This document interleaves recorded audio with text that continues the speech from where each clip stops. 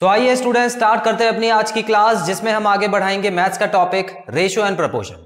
So students, ratio and proportion में practice questions की series चल रही है, जिसमें आज की क्लास में भी कुछ नए तरीके के प्रैक्टिस क्वेश्चंस मैं आपके लिए लेके आया हूं। सो इससे पहले के सभी पार्ट्स आप देख चुके होंगे, ऐसा मैं उम्मीद करता हूं। इससे आपका कॉन्सेप्ट अच्छे से क्लियर होगा और कोई भी डाउट नहीं आएगा। सो स्टूडेंट्स, आइए देखते हैं आज की क्लास में हम किस तरह के यूनिक क्वेश्चंस करने वाले हैं, जो कि एग्जाम में ज्यादातर रिपीट होते हैं। आप देख सकते हैं स्टूडेंट्स, यहां पर जो क्वेश्चन लिखा है, if x square plus 4y square is equal to 4xy then x is to y। अब स्टूडेंट्स, ये थोड़े से अपर लेवल के क्वेश्चंस हैं। इसके लिए आपको अलजेब्रा के जो फॉर्मूले हैं, जिसमें a प्लस बी का whole square, a minus b का होल स्क्वायर, ये आपको याद होना चाहिए।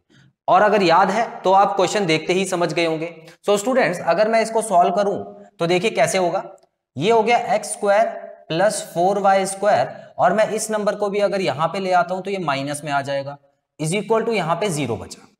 अब यहां पे मुझे साफ साफ फॉर्मूला दिख रहा है। फॉर्मूला कैसे बनेगा स्टूडेंट्स, देखिए, ये हो गया a और ये हो गया b और ये हो गया -2ab। क्या ये बात सही है? अब देख सकते हैं, अगर आप इसको खोलेंगे तो ऊपर वाला ही नंबर बनेगा। तो इस तरह से मैंने यहां पे फॉर्मूला बना दिया। अब ये a square plus b square minus 2ab का फॉर्मूला है, तो आंसर क्या आएगा स्टूडेंट्स, a माइनस बी का whole square is equal to 0। ठीक है, यहां तक पहुंच गए। अब क्वेश्चन बहुत थोड़ा सा ही बचा है। क्या होगा स्टूडेंट्स, देखिए, स्क्वायर जब यहां पे लगेगा तो देखिए 0 का अंडर रूट 0 ही होता है, तो इसका मतलब मैं यहां से स्क्वायर हटा के इज इक्वल टू 0 लिख सकता हूं। अब ये 2y यहां पे चला जाएगा, x is equal to 2y बचा। अब रेशो बनाने का तरीका मैंने आपको बताया हुआ स्टूडेंट्स, जितने भी वेरिएबल्स हैं एक तरफ कर दीजिए और नंबर को एक तरफ। तो इसका मतलब x अपॉन y हो गया इज इक्वल टू 2 के नीचे कुछ नहीं है तो यहां पे 1 लिख दीजिए। तो x रेशो y आ गया 2:1। सो हमारा ऑप्शन नंबर ए आंसर रहेगा। Clear students? मजेदार क्वेश्चन था और इसमें आपका अलजेब्रा भी रिवाइज हो गया। अब अगला क्वेश्चन देखते हैं students, if 5x square minus 13xy plus 6y का square is equal to 0 then x is to y की वैल्यू निकालनी है आपको। अब यहां पर आप देखिए a square plus b square minus 2ab है, लेकिन निकल नहीं पाएगा। क्यों स्टूडेंट्स? देखिए, क्योंकि यहां पर तो मुझे पता था कि 4 किसका स्क्वायर होता है, 2 का, लेकिन क्या मुझे पता है 5 किसका स्क्वायर है? 5 तो किसी नंबर का स्क्वायर नहीं होता। ठीक है, उसी तरह 6 भी किसी नंबर का स्क्वायर नहीं होता। हालांकि होता है, किस नंबर का होता है? 5 देखिए इसका स्क्वायर होता है, 6 इसका स्क्वायर होता है, लेकिन इसको हम फालतू में यूज नहीं करेंगे। हम इसको मिडल टर्म स्प्लिट से करेंगे, इसमें बीच वाला नंबर तोड़ के देखेंगे। आइए स्टूडेंट्स देखते हैं। तो यहां पे मैं दोबारा से लिख देता हूं, 5x square minus 13xy plus 6y square is equal to 0। अब देखिए 5 और 6 को मल्टीप्लाई कीजिए तो यहां पे आ गया 30। अब 30 को मुझे इस तरह से तोड़ना है कि यहां पे -13 आ जाए। तो यहां पर क्या होगा स्टूडेंट्स, 10 और 3 से मैं 30 बना सकता हूं और 13 भी बना सकता हूं।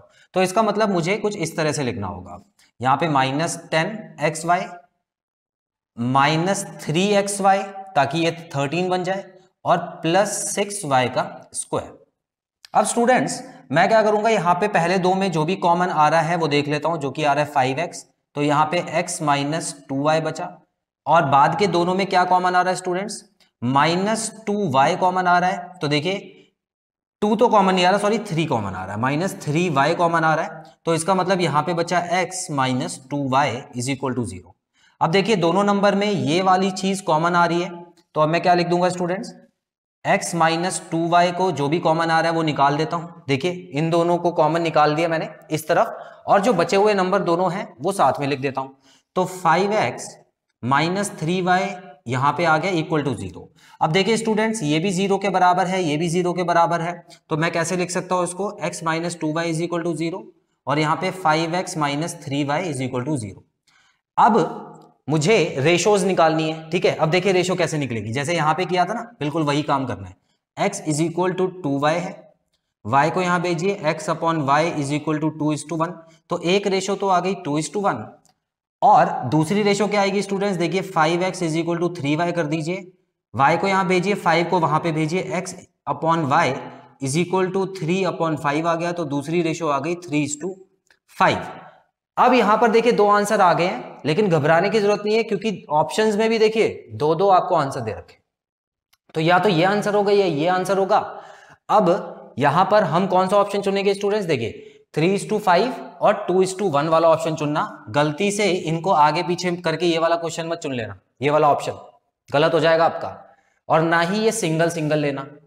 तो आई होप ये इंपॉर्टेंट क्वेश्चन था, बहुत ज्यादा इंपॉर्टेंट क्वेश्चन था, आपको समझ आया होगा। स्क्रीनशॉट लेते हैं फिर आगे बढ़ेंगे।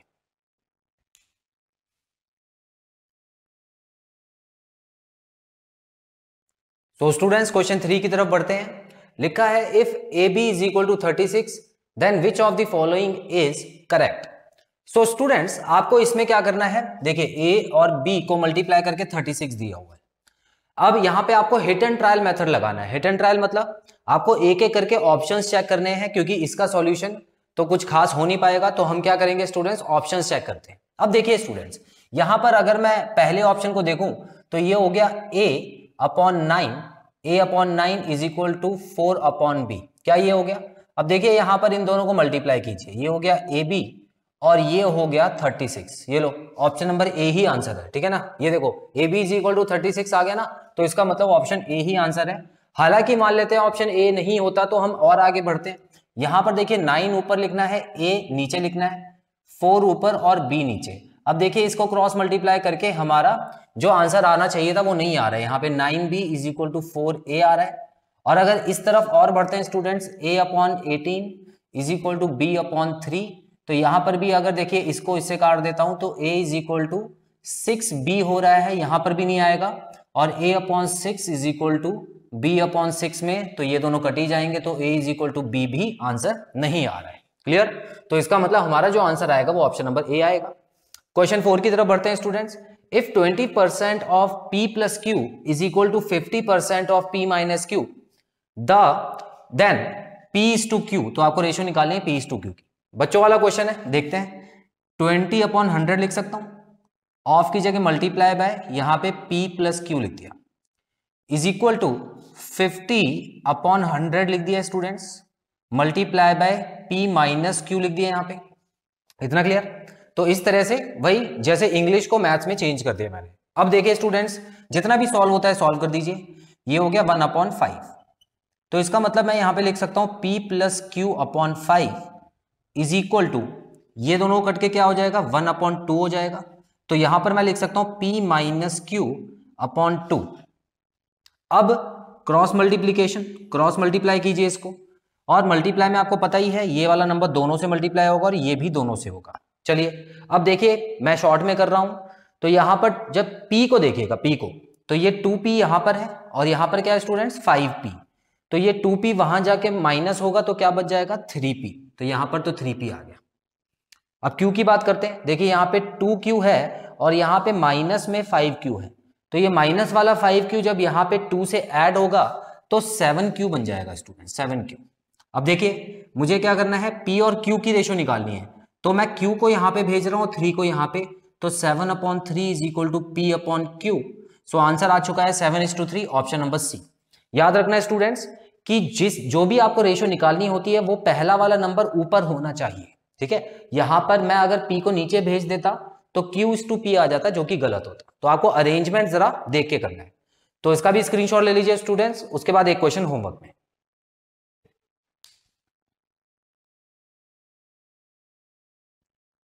तो स्टूडेंट्स क्वेश्चन 5 आप देख सकते हैं, ये मैंने आपके होमवर्क के लिए दिया है। इसको अच्छे से पढ़िए, समझिए, और जो भी आपका आंसर आता है कमेंट बॉक्स में मेंशन करके अपना आंसर चेक कराइए।